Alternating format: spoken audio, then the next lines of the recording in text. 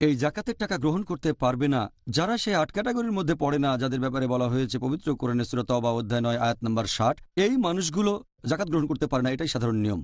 তবে হয়তো কিছু মানুষ এই ৮ ক্যাটাগরিতে পড়বে সূরা তওবা অধ্যায় ৯ আয়াত নম্বর ৬০, তারপরও জাকাত নিতে পারবে না। ১ নম্বর, মুহাম্মদ সাল্লাল্লাহু আলাইহি ওয়াসাল্লামের বংশধর। আমাদের প্রিয় নবী মুহাম্মদ সাল্লাল্লাহু আলাইহি ওয়াসাল্লাম বলেছেন, এটা আছে সহিহ বুখারীতে খণ্ড নম্বর ৩ হাদিস নাম্বার ২০৫৫। একবার নবী দেখলেন যে একটা খেজুর পড়ে আছে।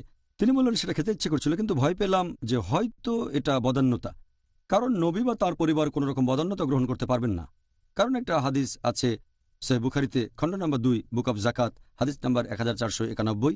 একবার হাসান ইবনে আলী রাদিয়াল্লাহু আনহু একটা খেজুর খেয়েছিলেন, যেটা ছিল কোনো একটা জাকাতের অংশ। নবী তখন বললেন, ওটা মুখ থেকে বের করে ফেলে দাও, কারণ নবীর পরিবারের কেউ কখনো জাকাতের কোনো কিছু খেতে পারবে না।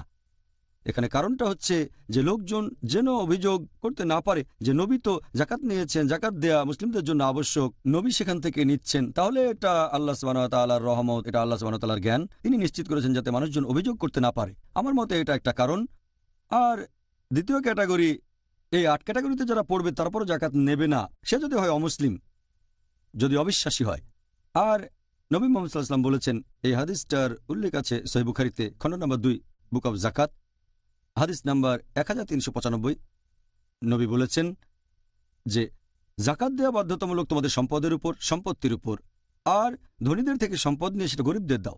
এটা বলেছেন মুসলিমদের, তার মানে হচ্ছে অমুসলিমদের এখান থেকে বাদ দেওয়া হয়েছে, এমনকি ধনী লোকও বাদ পড়েছে। ধনী লোকেরা সাধারণ অবস্থায় তারা জাকাত গ্রহণ করতে পারবে না।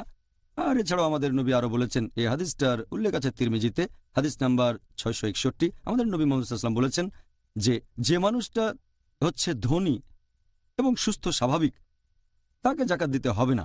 তার মানে একজন ধনী লোক যে কাজ করার সামর্থ্য রাখে, তাকে জাকাত দেওয়ার কোনো প্রয়োজন নেই, যদি না সে কাজ করে যে বেতন পায় সেটা তার চাহিদা পূরণের জন্য যথেষ্ট হয়, তখন তাকে জাকাতের টাকা দিতে পারেন। কিন্তু একজন সুস্থ স্বাভাবিক যদি কোনো রকম কাজ না করে জাকাতের টাকার জন্য আবেদন করে, নবী এটার অনুমতি দেননি। আর শেষ ক্যাটাগরি, এমন লোককে জাকাত দেবেন না যে কারো উপর নির্ভরশীল।